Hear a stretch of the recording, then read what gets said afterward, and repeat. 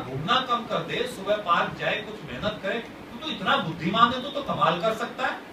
3 दिन के बाद बच्चा आके मुझसे कहने लगा, सर मैंने घूमना शुरू कर दिया, मैं पार्क में रेस भी लगाता हूं। इसका असर था, कहने का ही तो असर। और दूसरा, आप किसी बच्चे से कहे तू निखट्टू है, तू निर्बुद्धू है, तुझे तो कुछ आता ही नहीं है, तू तो बिल्कुल ही बेकार है। अगर कुछ आता होगा तो भी बेचारे का।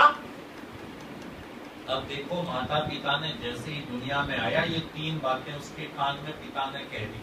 आइए आइए हमारे प्रधान जी, आइए आइए। बहुत बढ़िया। तो जब ये 3 बातें उसके कान में कह दी, पहली 3 बातें, तो जो संस्कार वो लेकर आ रहा है, जैसे ही उसकी अनुकूलता यहां हुई पहली, तो वो उभरेंगे कि नहीं उभरेंगे बताइए आप। वो जो डल पड़ गए थे, धीमे पड़ गए थे, वो प्रकाशित होंगे कि नहीं होंगे। और 11 दिन का जैसे हुआ, उसका अगला संस्कार आ गया, नामकरण संस्कार।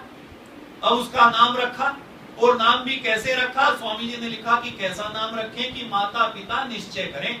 ऐसे ना रखें टिंकू, मोनू और आजकल बबलू, ऐसे ना रखें।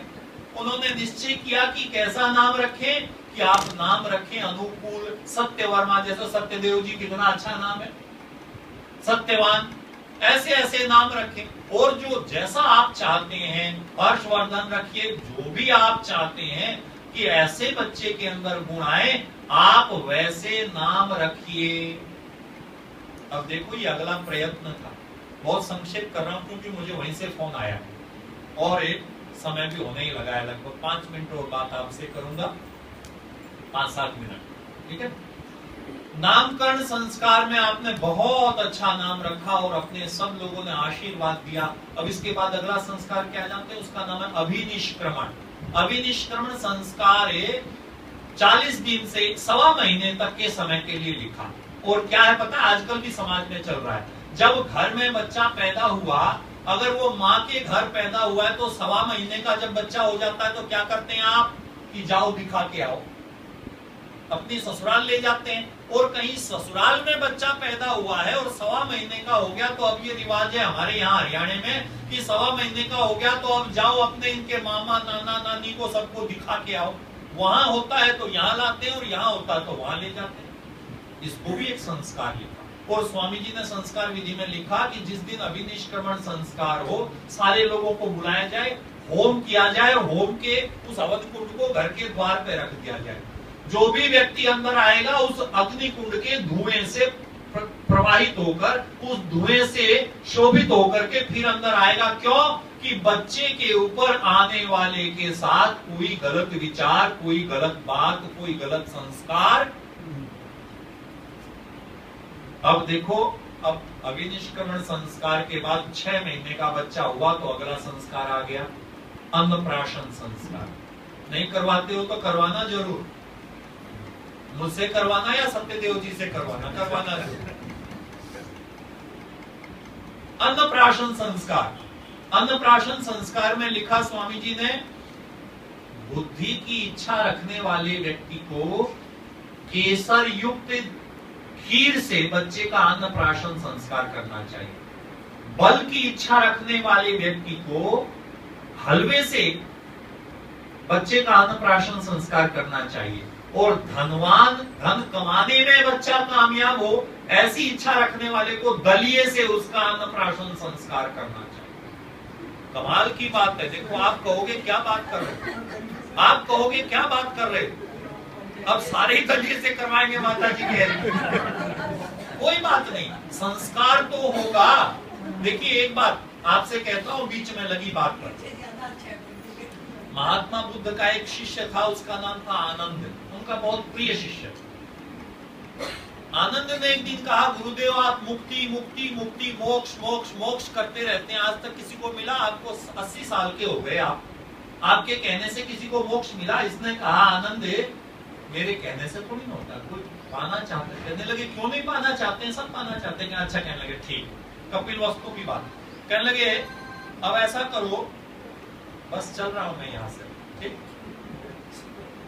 कहने लगे, अब ऐसा करो, पास के गांव में जाओ, सबको एक एक पर्ची बांटो और ये लिखवाओ कि कौन जीवन में क्या प्राप्त करना चाहता है, भगवान बुद्ध उसको आशीर्वाद देंगे, उसको मिलेगा। शाम को पर्चियां इकट्ठी हुई तो किसी को पोता, किसी को बेटा, किसी को धन, किसी को बीवी, किसी ने भी मोक्ष नहीं लिखा। कहने लगे आनंद है, ये मोक्ष तो कोई चाहता ही नहीं, जब चाहता नहीं तो मिले कहां से। ऐसे ही संस्कार की बात आज के जमाने में जब आपसे मैं कर रहा हूं तब विचार करना, माता पिता कभी जीवन में अपने बच्चे के बारे में ये सोचते हैं कि ऐसा संस्कारित बच्चा हो, या ये सोचते हैं कि 2 पैसे ज्यादा कमाने वाला बच्चा पैदा हो जाए, तो फिर वो पैसे कमाने वाला ही पैदा होता है। पैसे कमाना कोई बुरी बात नहीं, पर फिर मैं एक उदाहरण देता हूं। यहाँ दिल्ली में 5 एकड़ का फार्म हाउस है, ये प्रकृति मार्ग पर आपके इसी रास्ते पर, क्या नहीं है सुख सुविधाएं। मियां बीबी अकेले रहते हैं। बेटे ने बुलाया एक दिन, शास्त्री जी गृह प्रवेश है। मैंने कहा कहां? कहने लगा वो महानदी है ना, वो न्यू फ्रेंड्स कॉलोनी के साथ में कालिंदी कुंज, वहां एक 700 गज का वहां कोठी ली। मैंने कहा भैया कोई खुशी की बात नहीं, गृह प्रवेश तो करवा रहा हूं, आपने बुलाया, पर कोई खुशी की बात नहीं। अरे जिसका 5 एकड़ का फार्म हाउस हो, अपनी गाय, अपने सब कुछ संपत्ति हो, अथाह संपत्ति हो, एक माता पिता वहां रहते हो और बच्चा वहां चला जाए कि नहीं हमको तो वहां जाकर के रहना। मैंने कहा कोई बहुत अच्छी बात नहीं लगती। अगर छोटा है तो स्वाभाविक है, हमारे 2 घर हो, 5 हो, कोई बात नहीं। पर यदि आपने केवल पैसे के लिए सोचा है तो ऐसा हो जाएगा। ये बात कब मैंने कही? जब माता पिता ने मुझसे दुख प्रकट किया कि शास्त्री जी मानता नहीं है, जाने दो, खुश रहे। क्या करे माता पिता? अन्नप्राशन संस्कार। अन्नप्राशन के बाद 1 साल का हो जाएगा तो मुंडन हो जाएगा, 3 साल का हो जाएगा तो कर्णवेद हो जाएगा, गर्भ से 8 साल का हो जाएगा या 11 का हो जाएगा तो जनेऊ संस्कार हो जाएगा, 16 साल का होगा तो उसका वेदारंभ संस्कार हो जाएगा। उसको तगड़ी उसके गले में, उसके कमर में वो मेखला पहना दी जाएगी, और 24 साल तक का होते होते उसका वो संस्कार होगा जिसकी मैं चर्चा कर रहा था, समावर्तन। इसके बाद तो बस 3 ही संस्कार, 4 ही संस्कार रह गए। वो गृहस्थी बन गया, वो 75 साल को वानप्रस्थी बन गया, सन्यासी तो कोई बनेगा नहीं, और आखिरी किसी ने किया।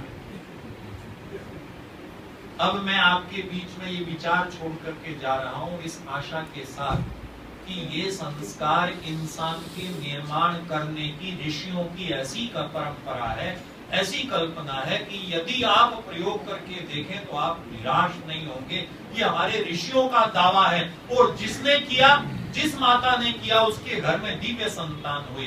प्रयत्न आपको और हम सबको करना है। आप सबका बहुत बहुत धन्यवाद, बहुत बहुत धन्यवाद।